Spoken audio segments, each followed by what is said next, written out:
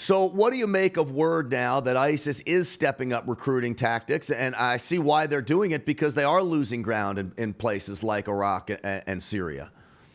Yeah, that's exactly right, Grant, because the bottom line is now that they're having to fight warriors and not women and children, the game's changing. They always want to target those that can't defend themselves because they want to bring the mass amount of terror that they can. The bad news for us is the storm is coming. We've already seen it in London, we've seen it in Paris, and it's coming to this country. The difference is that we have a responsible armed citizenry that can make a difference in the middle of those attacks. Yeah, and sadly, though, that responsible armed citizenry is at different levels depending on what state you live in. Clearly, here in Texas is going to be much better than in a state like Connecticut.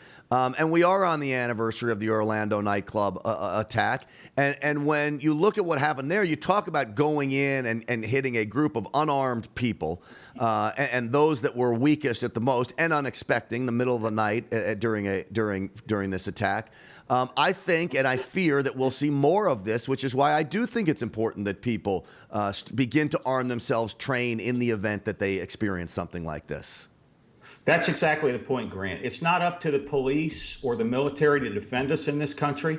The bottom line is it's up to us. We have to own the responsibility to protect ourselves. You think, I train this, you think about how long 5 minutes can be in the middle of a crisis situation. That's an eternity.